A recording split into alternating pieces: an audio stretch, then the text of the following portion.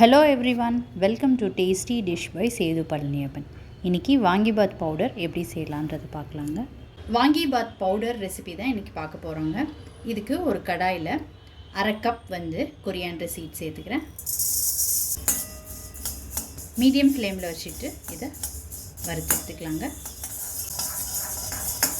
மிதமான தீயில் மல்லி நல்லா வறுபட்டுருச்சுங்க. இப்போ இது ஒரு பிளேட்டுக்கு மாற்றிக்கலாம். அடுத்து 1/4 கப்பு கடலைப்பருப்பு கருக விட்டுறாமல் வறுத்து எடுத்துக்கோங்க. கடலைப்பருப்பு நல்லா வறுபட்டுருச்சுங்க. இப்போ இதையும் பிளேட்டுக்கு மாற்றிக்கலாம். அடுத்து உளுத்தம்பருப்பு 2 டேபிள் ஸ்பூன் சேர்த்துக்கிறேங்க. சிம்மில் வச்சுக்கிட்டு வறுத்துக்கோங்க. உளுத்தம்பருப்பு இந்த அளவுக்கு வறுபட்டது போதுங்க. இதை பிளேட்டுக்கு மாற்றிக்கலாம். அடுத்து வரமிளகாய் 3 சேர்த்துக்கிறேங்க. மிளகாய் வறுபட்டது போதுங்க. இதை பிளேட்டுக்கு மாற்றிக்கலாம்.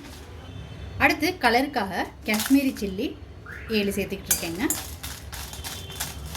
இது ஆப்ஷனல் தான், விருப்பப்பட்டால் சேர்த்துக்கோங்க, இல்லாட்டினா ஸ்கிப் பண்ணிக்கோங்க. இது நல்லா வறுபட்டுருச்சு, பிளேட்டுக்கு மாற்றிக்கலாம். அடுத்து வெந்தயம் 1/2 டீஸ்பூன்,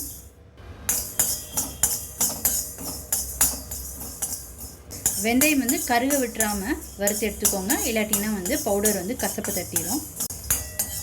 வெந்தயம் கருக விடாமல் வறுத்து எடுத்துக்கிட்டாச்சுங்க. இப்போ இதை பிளேட்டுக்கு மாற்றிக்கலாம். அடுத்து கரம் மசாலா பொருட்கள்லாம் சேர்த்துக்கலாங்க. 1 ஏலக்காய், 1 துண்டு பட்டை, 4 கிராம்பு, 1 மராட்டி முக்கு அதை சேர்த்துக்கிறேங்க. இப்போ இதை எடுத்து பிளேட்டுக்கு மாற்றிக்கலாம். அடுத்து 1/4 கப்பு ட்ரை கோகோனட் சேர்த்துக்கிறேங்க. சிம்மில் வச்சுட்டு வறுத்துக்கோங்க. தேங்காய் வறுபட்டது போதுங்க. இப்போ பிளேட்டுக்கு மாற்றிக்கலாம். அடுத்து இதில் 1 டேபிள் ஸ்பூன் பாப்பி சீட் சேர்த்துக்கிறேங்க, கசகசா.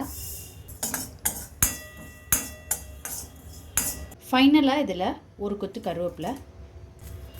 சிம்மில் வச்சுக்கிட்டு நல்லா கிறிஸ்பாக வறுத்து எடுத்துக்கிட்டாச்சுங்க. இப்போ இது ஒரு பிளேட்டுக்கு மாற்றிக்கலாம். வறுத்த எல்லாத்தையும் ஒரு பிளேட்டில் கொட்டி ஆற வச்சுருக்குறேங்க. இது நல்லா ஆறட்டும். ஆறினதுக்கப்புறம் பவுட்ரு பண்ணிக்கலாம். ரொம்ப சூப்பராக ஒரு அருமையான வாங்கிபாத் பவுடர் கடைகளில் கிடைக்கிற மாதிரி ரெடி பண்ணியாச்சுங்க. நீங்களும் இந்த ரெசிபி கண்டிப்பாக ட்ரை பண்ணி பாருங்கள். ரொம்ப சிம்பிள் அண்ட் ஈஸி ரெசிபி தான். நீங்கள் ட்ரை பண்ணிவிட்டு உங்களோட கமெண்ட்ஸை சொல்லுங்கள். Tasty dish by Sethu Palaniappan சேனலை சப்ஸ்கிரைப் பண்ணுங்கள். நோட்டிஃபிகேஷன் பெல்லை கிளிக் பண்ணுங்கள் for more videos. Thanks for வாட்சிங்.